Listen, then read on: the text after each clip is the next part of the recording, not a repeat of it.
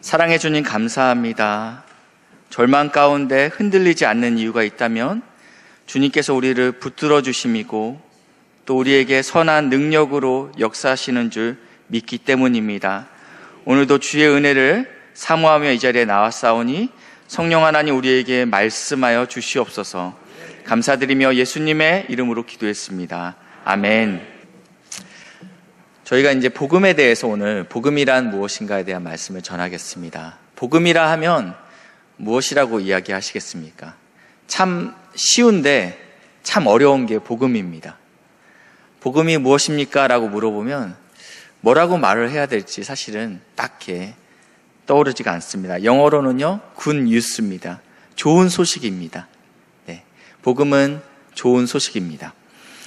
이렇게 이제 핸드폰에다가 권사님들, 집사님들 이렇게 전화번호를 저장하면 카카오톡 친구로 뜨게 됩니다. 그러면 이제 들어가서 이제 권사님 모습을 보고 싶어서 들어가면 권사님 사진은 한 장도 없어요. 다 손주 사진만 있어요. 예. 10장이면 10장, 손주가 웃고 울고 이런 사진으로 가득합니다. 그래서 이 권사님에게는 이 손주가 기쁜 소식이 될 수 있겠죠. 또 어떠한 사람들이 있습니까? 자녀의 취업을 놓고 오랜 시간 기도했습니다. 근데 이 문제가 해결됐을 때 이분에게는 또 이게 기쁜 소식이 될 수 있습니다. 결혼과 또 건강, 또 어떤 사람들은 풍요로운 노후가 기쁜 소식이 될 수 있겠습니다. 그렇다면 신성교회에게는 어떠한 소식이 기쁜 소식입니까? 얼마 전에 한 성도님이 저한테 이런 얘기 하셨어요. 목사님, 자꾸 다음 세대 하니까 마치 우리 세대랑 다른 세대 같아요. 그래서 뭔가 이렇게 끊어진 느낌이 든다라는 거예요. 그래서 제가 그럼 어떻게 표현하는 게 좀 좋겠어요? 여쭤보니까 이분께서 믿음의 유산 어떻습니까? 이러시더라고요. 참 맞는 말씀이다라는 생각들 했어요. 우리가 하나님의 10년이 지나고 20년이 지나서 하나님께 부르심을 받았을 때 건물을 하나님 제가 이렇게 큰 건물을 지었습니다. 이거라 하나님 저기에 보십시오. 저 영혼들을 보십시오. 우리의 믿음의 유산입니다. 이거랑은 완전 다른 문제잖아요. 우리 신성교회에게 가장 기쁜 소식이 우리 믿음의 유산이 되길 주님의 이름으로 축복합니다. 올 여름 우리 성도님이 힘에 지나도록 후원하시고 기도해 주셔서 영아부부터 우리 청년부까지 수련회가 잘 마쳤습니다. 어제까지는 저희가 청년부 수련회를 했는데요. 네, 40명의 청년들이 복음 앞에서 뜨겁게 기도했습니다. 윤창로 목사님 오늘 사회 보셨는데 목소리가 완전히 쉬셨죠? 계속 부르짖으셨거든요. 근데 이 기도를 따라서 청년들이 같이 부르짖기 시작하더라고요. 그래서 특별히 은혜를 받았는데요. 이번 주에는 우리 영어 예배부 이제 마지막 성경학교만 남았습니다. 아름다운 마무리가 될 수 있도록 끝까지 기도 부탁드립니다. 우리에게는 이 다음 믿음의 유산이 우리에게는 기쁜 소식이 되겠지만 오늘 성경에 나와 있는 본문에서 복음을 무엇이라고 이야기하고 있는지 좀 보고 싶습니다. 로마서 1장 2절 말씀인데요. 1장 2절 그리고 4절까지 우리 같이 읽겠습니다. 시작. 그 아들에 관하여 성경에 미리 약속하신 것이라. 그의 아들에 관하여 말하면 육신으로는 다윗의 혈통으로 나셨고 성결의 영으로는 죽은 자들 가운데서 부활하사 능력으로 하나님의 아들로 선포되셨으니 곧 우리 주 예수 그리스도시니라. 아멘. 여기에 보니까 이 복음은 2절의 이 복음은 무엇이다 이제 그 다음부터 설명이 나옵니다. 그리고 저희가 읽었던 4절 보시니까 곧 우리 주 예수 그리스도다. 그러니까 복음을 지금 2절부터 4절까지 굉장히 길게 설명했지만 이것을 요약한다면 복음은 예수다 이렇게 이야기하는 거예요. 그 가운데 있는 것은 이 예수가 어떠한 분이신지에 대한 설명으로 가득 차 있습니다. 먼저 2절 보실까요? 이 복음은 하나님의 선지자들을 통하여서 이 구약 성경을 이야기하고 있습니다. 이 창세기부터 말라기까지 누구에 관하여 이야기하고 있냐면 아들 예수에 대해서 이야기하고 있다. 이것이 성경에 미리 약속하신 것이다. 갑자기 신약에 예수님이 등장한 것이 아니고 창세기부터 말라기까지 아들 예수가 올 것들에 대해서 미리 약속했다라고. 구약이잖아요. 옛 언약, 옛 약속이라는 뜻인데요. 그 아들에 관하여 어떻게 설명하고 있냐면 3절입니다. 이 아들에 관하여 육신으로는 다윗의 후손으로 날 것이다 라고 이야기하고 있습니다. 그렇기 때문에 우리가 성경을 볼 때마다, 이 구약 성경을 볼 때마다 예수가 어떻게 드러나고 있는지 우리가 봐야 될 필요가 있습니다. 룻기를 봐도 룻기 안에 그 모압 여인, 이방 여인, 모압 여인의 룻이 어떻게 시어머니를 아름답게 섬겼는지 봐야 되겠지만, 이것들을 통해서 다윗의 조상이 어떻게 나와야 하는지, 어떻게 드러나는지에 대해서 이 룻기에서 이야기하고 있다는 것입니다. 그러니까 두 가지를 다 봐야 되는 것이죠. 하나님 앞에 신실하게 살아냈던 그 며느리와 또 함께 이것을 통해서 모압 여인을 통하여서 다윗의 후손이 어떻게 나올 것인지에 대해서 성경은 주목하고 있다는 것입니다. 두 번째는요, 4절인데요. 이 하나님의 아들이 죽게 될 것이고 부활할 것들에 대해서 구약에서 선포하고 있다라고 이야기하고 있다는 것입니다. 그러니까 이 첫 번째 이 복음은 무엇이냐? 곧 예수다. 그리고 예수와 예수가 행하신 일이다라고 이렇게 정리할 수 있겠습니다. 우리가 사람들이 우리에게 복음이 무엇입니까? 라고 물어볼 때 예수와 예수님께서 행하신 일, 예수님의 죽으심과 십자가에서 죽으심과 부활하심입니다. 이것이 복음이라는 것입니다. 그리고 나서 둘째로 복음이 무엇이냐? 우리에게 구원을 주시는 하나님의 능력이 되십니다. 우리 16절 한번 같이 읽겠습니다. 시작.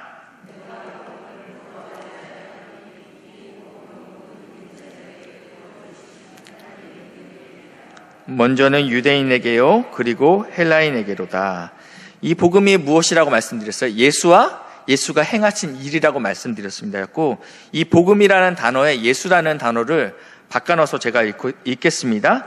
내가 예수를 부끄러워하지 아니하노니 이 예수는 모든 믿는 자에게 구원을 주시는 하나님의 능력이 됩니다. 그러니까 내가 구원받는 근거와 이유가 예수와 예수가 행하신 일에 근거해서 우리가 구원받았다라는 거예요.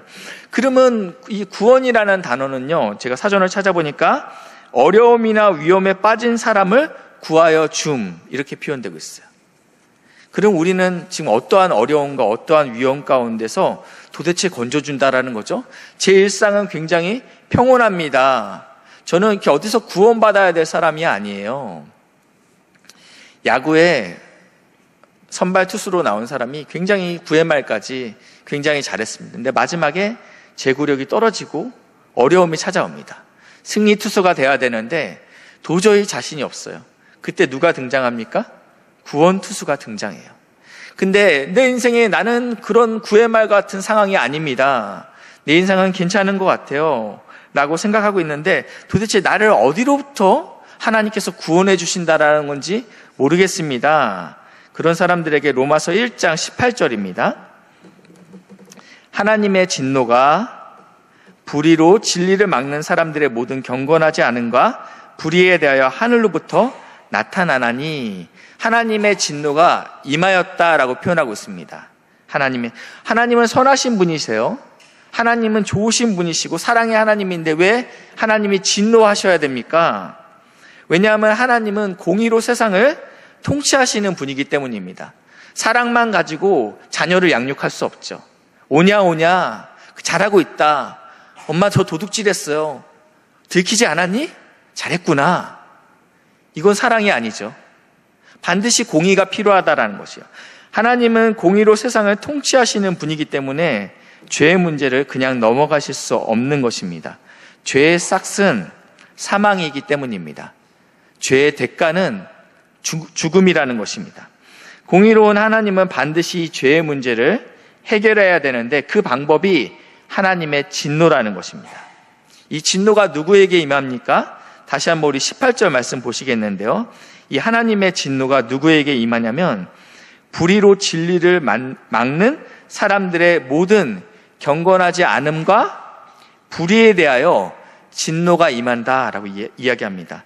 두 가지 때문에 임하는데, 첫 번째, 경건하지 않음, 불경건에 임하고요. 두 번째는 불의에 임한다라고 표현하고 있습니다.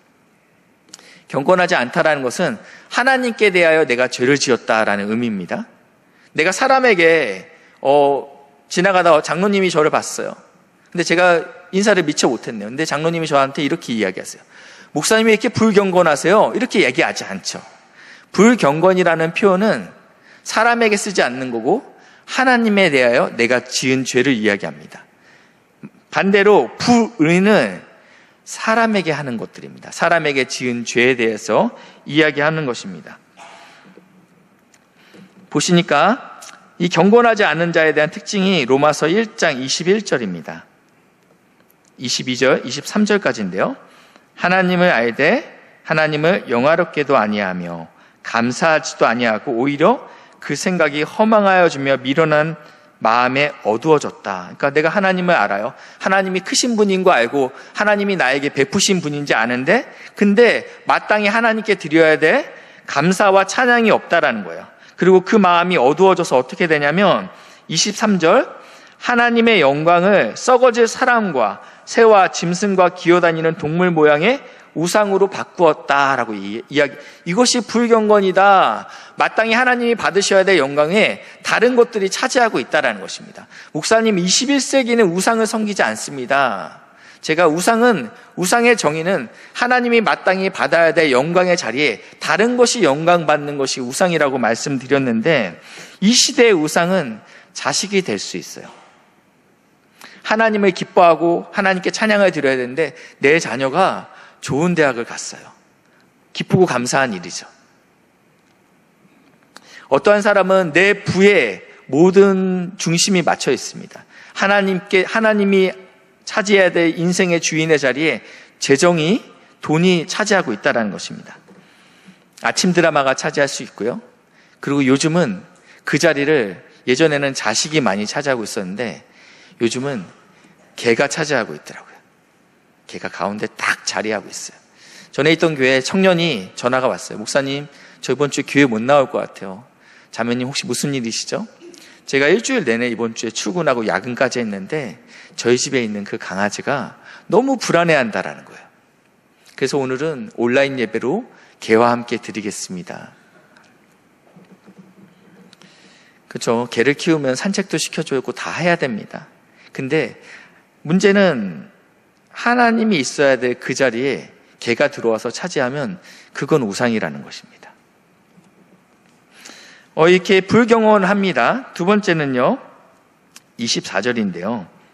그러므로 이 불경건함으로 나타나는 증상들이죠. 하나님께서 그들의 마음을 내버려 두셨다. 그래서 어떻게 됐냐? 그들이 몸을 서로 욕되게 하였으니, 이 밑에 26, 27 이런 데 쭉 가면요, 남자와 남자가, 여자와 여자가 서로 이렇게 욕되게 했다, 동성애를 이야기하고 있습니다. 그리고 또 그 안에 불의가 일어났는데 시기와 질투와 미움과 싸움, 이러한 것들을 계속 기록하고 있어요. 그러니까 이 불의요, 사람들의 행하는 이 불의는 그 베이스는 무엇이냐면 불경건에서 시작된다라는 거예요. 제가 와이셔츠를 채울 때 윗단추부터 채우지 중간부터 채우지 않는다라는 거예요.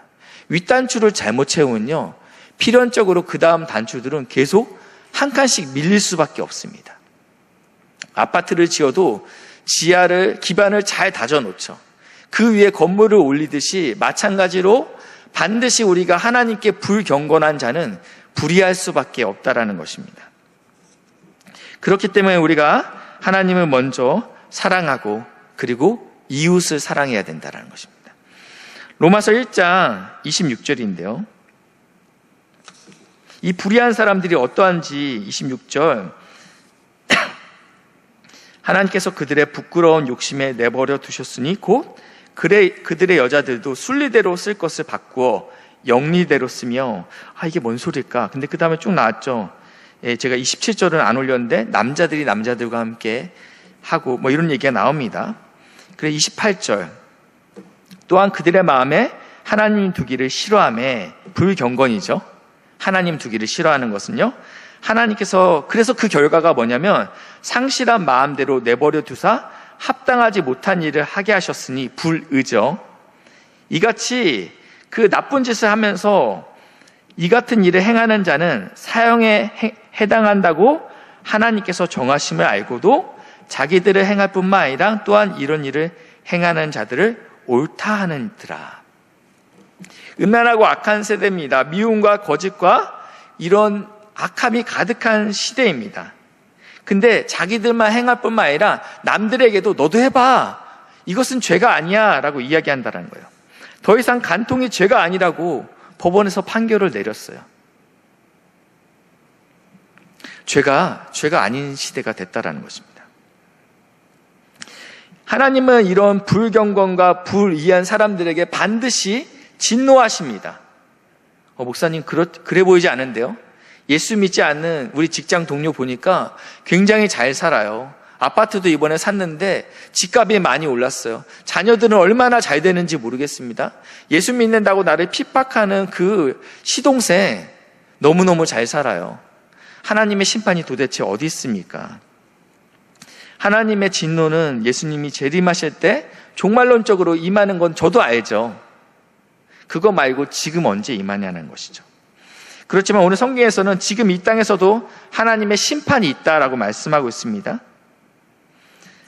24절, 26절, 28절인데 계속적으로 반복되는 문구가 있습니다. 24절인데요. 그들의 마음에 정욕대로 버려둠에 내버려 두사. 26절입니다. 그들을 부끄러운 욕심에 내버려 두셨으니. 28절입니다. 그 상실한 마음대로, 이건 하나님을 상실한 마음입니다. 내버려 두사. 이것이 가장 무서운 심판이라는 것입니다. 하나님께서 내가 상관치 않겠다라는 것입니다. 부모는 절대 자녀를 포기하지 않습니다. 자녀가 옳지 않은 길을 갈 때 그 자녀에게 훈육을 해서 경고를 해서 어르고 달래서 반드시 옳은 길로 가게 만드는 것이 부모입니다. 괜찮아. 때가 되면 돌아오겠지. 손을 놓는 것은 부모가 아니죠. 근데 오늘 하나님께서 지금 이 사람들에게, 불의한 자에게, 불경건한 자들에게 내버려 두시겠다라는 무서운, 나 신경 쓰지 않겠다라는 무서운 심판을 하고 있다라는 것입니다. 여기까지 한번 정리를 잠깐 하고 가겠습니다. 복음이 무엇입니까? 예수와 그가 행하신 일이 복음입니다. 예수와 그가 행하신 일로 말미암아 우리가 구원을 얻었는데 어디로부터요? 이 하나님의 진노로부터 구원을 얻었다라는 것입니다. 왜냐하면 우리는 불경건하고 불의하기 때문입니다. 저는 아닌데요. 저는 저기서 말하는 동성애, 저는 저기서 말하는 그런 간통, 이런 거 하지 않았습니다. 이렇게 이야기할 수 있죠. 그렇기 때문에 로마서 2장 13절에 보시니까요. 하나님께서 기준을 정확히 알려주세요. 하나님 앞에서는 율법을 듣는 자가 의인이 아니고 율법을 행하는 자가 의롭다 하심을 얻을 것이다. 이게 하나님의 기준입니다. 그러면 율법을 들었던 우리한테는 기준이 생겼어요. 근데 예수를 믿지 않는 세상 사람들에게는 도대체 무엇이 그들에게도 피할 길을 주지 않으셨는데 14절입니다. 율법이 없는 이방인이 본성으로 알게 될 것이다. 본능적으로 이것이 옳은 길인지 아니면 좋은 길인지 나쁜 길인지 본능적으로 아는 것이죠. 15절인데요. 이런 이들은 그 양심이 증거가 돼서 하나님 저 몰랐어요 라고 할 수 없게끔 하셨다라는 것입니다. 그러니까 율법을 받은 우리에게는 성경 말씀대로 살아나는 것이 기준이고 세상 사람들에게는 본성과 양심이 그 기준이 된다라는 것입니다. 근데 이 하나님의 기준이 무엇이냐면 온전함입니다. 쉽게 설명할게요. 나는 거룩하니 너희도 거룩하다라고 말씀하셨어요. 나는 거룩하니까 너희는 좀 덜 거룩해도 돼 라고 말씀하셨던 것이 아니고 하나님의 커트라인과 하나님의 기준은 하나님이라는 것입니다. 왜냐하면 하나님은 죄가 없으신, 흠이 없으신 분이기 때문입니다. 그래서 이 출제 과목에 유대인들은 율법으로 시험을 보게 될 것이고 그 율법을 받지 않는 세상 사람들은 본성과 양심으로 시험을 보게 되는데 시험 결과는 모두 다 낙제라고 이야기합니다. 로마서 3장 10절입니다. 10절부터 12절입니다. 우리 같이 한번 읽겠습니다. 시작. 깨닫는 자도 없고 하나님을 찾는 자도 없고 다 치우쳐 함께 무익하게 되고 선을 행하는 자도 없나니 하나도 없도다. 이게 우리의 결과라는 것입니다. 율법을 행하면 내가 율법을 듣는 자가 의로운 자가 아니야. 율법대로 순종해야 돼. 그리고 이방인들 너에게도 내가 양심을 줬지 않니? 양심을 따라 살아야 돼. 그리고 나서 그 결과가 지금 하나님께서 없나니 하나도 없고 깨닫는 자도 없고 찾는 자도 없고 다 치우치고 다 무익하고 다 선을 행하는 자도 없나니 하나도 없다. 하나님이 계속 강조해요. 여기 안에는 공자와 맹자, 소크라테스 다 포함됩니다. 율법이든 양심이든 하나님의 구원 기준에 맞게 그것을 온전히 행할 자는 한 사람도 없다라고 하나님께서 선포하셨습니다. 그렇다면 하나님은 지키지도 못할 율법을 우리에게 주셔서 왜 이런 진노 가운데 머물러 있어야 됩니까? 율법은 거울이라고 표현합니다. 저도 이렇게 설교자 모니터가 앞에 있습니다. 가끔 제 모습을 볼 때마다 깜짝깜짝 놀라요. 제가 저 모니터를 보는 이유는 가끔 넥타이가 혹시 삐뚤어지지 않았을까? 제가 종종 보니까 유튜브에 나중에 보면 넥타이가 막 여기가 있더라고요. 그게 너무 성도님들은 신경 쓰이는 분들은 굉장히 신경 쓰이죠. 근데 저도 보면 넥타이가 삐뚤어졌을 때 넥타이를 똑바로 하려고 별 방법을 써요. 근데 누가 넥타이 좀 고쳐줬으면 좋겠다. 근데 제가 고치지 않으면요 절대 고쳐지지 않아요. 율법이 마치 그런 거라는 거예요. 율법을 보면서 하나님께서 이것을 죄라고 이야기했구나. 하나님이 무엇이 옳구나. 우리에게 계속 말씀하신다라는 거예요. 이 율법은 우리가 어떻게 살아내야 되는지, 무엇을 잘못했는지, 무엇에 불순종했는지 보여주는 거울과 같다라는 것입니다. 그래서 로마서 3장 20절에는요 이렇게 표현하고 있는데요. 한번 읽겠습니다. 시작.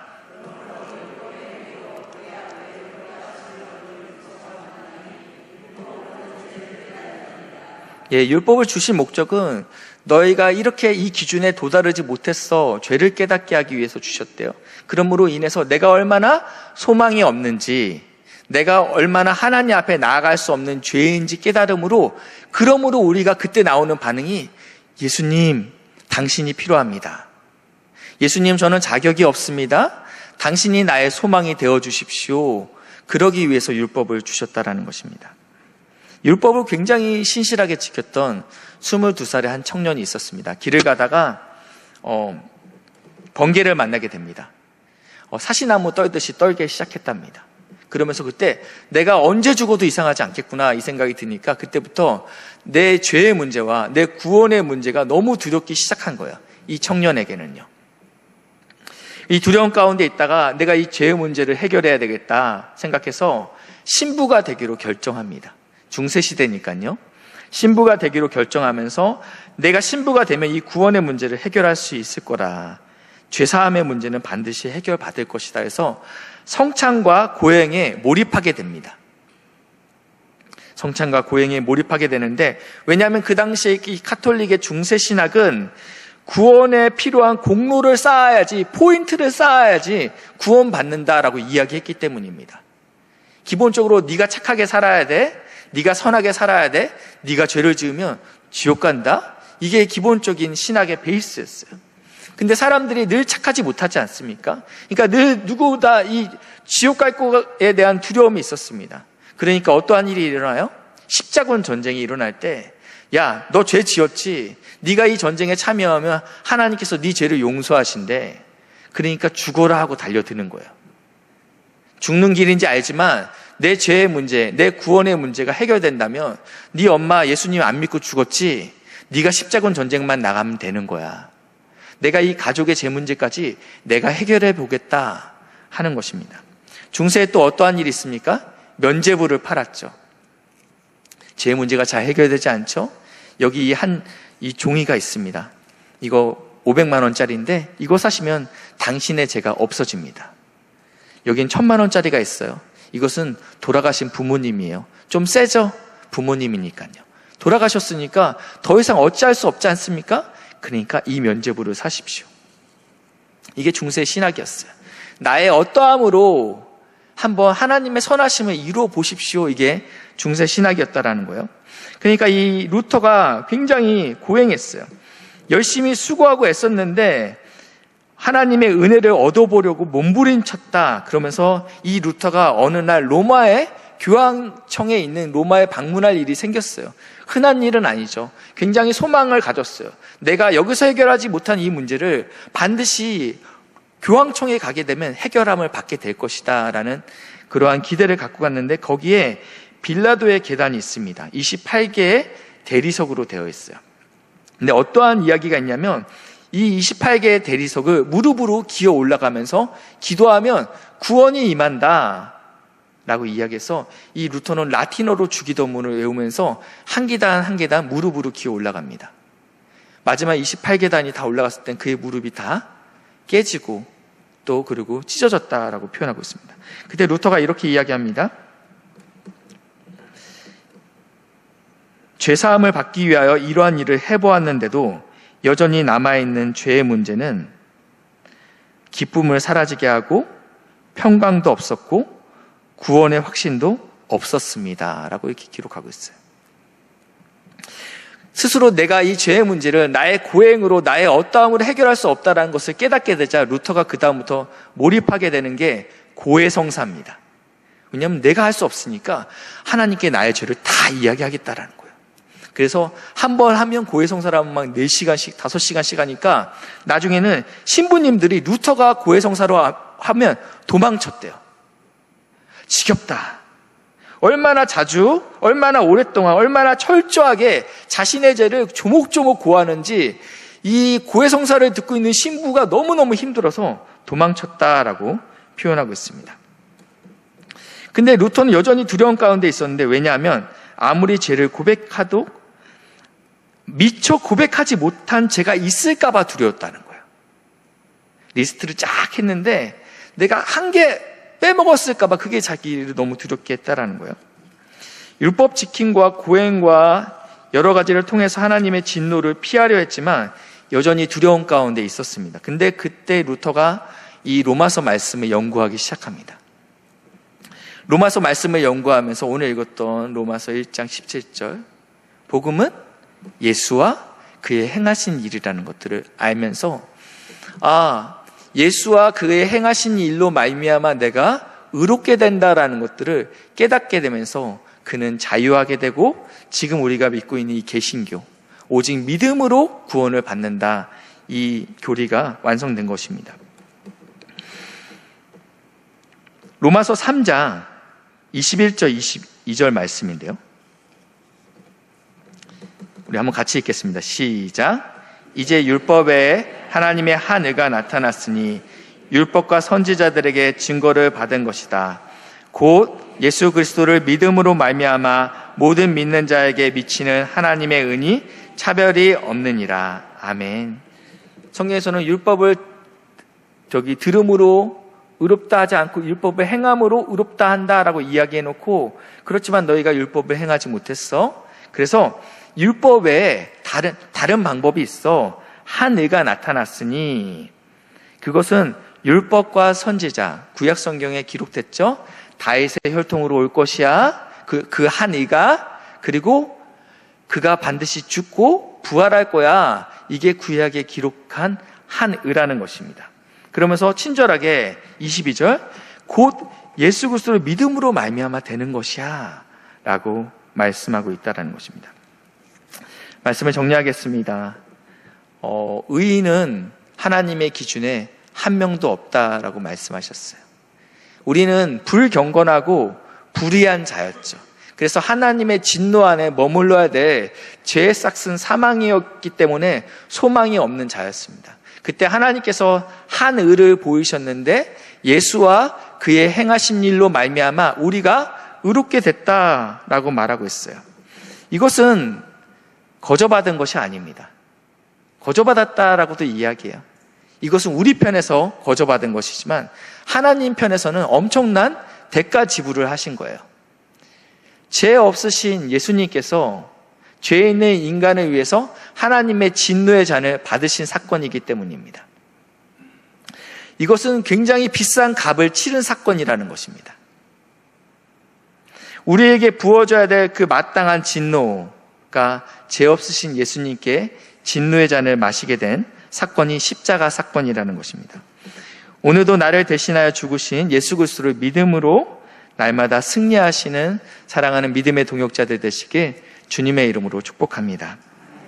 기도하시겠습니다. 주님 감사합니다. 자격이 없는 자를 먼저 사랑해 주시고 우리가 아직 연약할 때, 우리가 아직 죄인 되었을 때, 우리가 아직 원수 되었을 때 자신의 아들을 십자가에 죽으심으로 사랑을 확증하여 주셨다라고 말씀하여 주시니 감사합니다. 소망이 없었지만 우리 안에 예수와 그가 행하신 일로 말미암아 우리 안에 구원의 소망이 생긴 줄 믿고 감사드립니다. 사랑하는 믿음의 동역자들, 그 예수와 예수가 행하신 일을 오롯이 바라볼 수 있도록 인도하시고 역사해 주시옵소서. 감사드리며 예수님의 이름으로 기도했습니다. 아멘.